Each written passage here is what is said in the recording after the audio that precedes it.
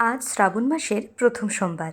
তো সকাল সকাল উঠে স্নান সেরে শিব পুজোর জন্য জোগাড় শুরু করে দিলাম। আজ ছাদ বাগানে অনেক ফুল ফুটেছে, যা হয়েছে তা দিয়ে খুব ভালোভাবেই পুজো হয়ে যাবে, ঘরেও এবং মন্দিরেও। আর এই দেখুন কি সুন্দর রেইন লিলি ফুটে আছে, আমার ভীষণ পছন্দের। আর আমাদের ছাদের অবস্থাটা একবার দেখুন, কাজ হচ্ছে তো তাই সব এলোমেলো। যাই হোক, রেডি হয়ে গেলাম বাড়ির পাশের শিব মন্দিরে। পুজো দিয়ে এসে লাঞ্চটা করে নিলাম। আজকে স্বাভাবিকভাবে নিরামিষ হয়েছে, তবে শ্রাবণ মাস বলে নয়, প্রত্যেক সোমবারই আমি নিরামিষটা পালন করার চেষ্টা করি। আর এই দেখুন, সকাল সকাল আমার মাতৃদেবী খুব ভালো একটা কাজ করেছেন। মর্নিং ওয়াকে গিয়ে আমাদের পুরনো যে বাড়ি রয়েছে সেখান থেকে গাছের কাঁঠাল পেড়ে এনেছেন। অনেকেরই শুনেছি কাঁঠালের গন্ধ নাকি একদমই ভালো লাগে না, তবে আমার তো ভীষণ পছন্দের। মা যে এঁচোড়ের তরকারিটা বানায়, উফ, অমাইক। তবে আজকে বানাবে কাঁঠালের বড়া। কাঁঠালের রস, আটা এসব দিয়ে বেশ সুন্দর একটা ব্যাটার তৈরি করে নিয়েছে এবং অলরেডি ভাজাও শুরু করে দিয়েছে। কিছুক্ষণ পরেই বাড়িতে আসলো Nilasha. Nilasha is like my go to friend.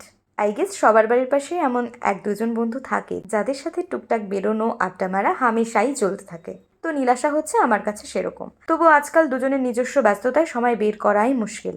প্রথমে বেশ অনেকক্ষণ গল্প করে নিয়ে চলে গেলাম আমাদের ছাদে, আর বৃষ্টি হয়ে ভিজে গিয়ে ছাদটার অবস্থা আরও করুণ হয়ে গিয়েছে। এবার করলাম একটু ফটোশ্যুট। ফটো না তুললে আবার ভাল লাগে নাকি বলুন তো। এবার নিচে এসে আবার আড্ডা মারতে বসে গেলাম।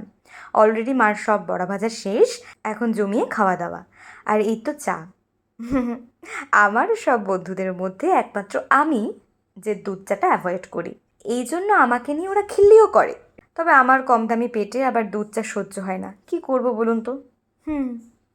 আর এই তো চলে এসেছে গুলটু মিয়া, আমাদের জয় বাবু।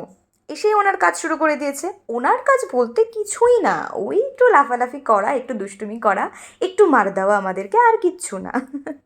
আজকের দিনটা বেশ সুন্দর করেই কাটলো। প্রত্যেক দিনের একঘেয়েমি রুটিনের মাঝে একটু আড্ডা, একটু গল্প, এসব অক্সিজেনের মতোই কাজ করে। আচ্ছা, আজকে তবে আসি। টাটা। দেখা হচ্ছে নেক্সট ভিডিওতে।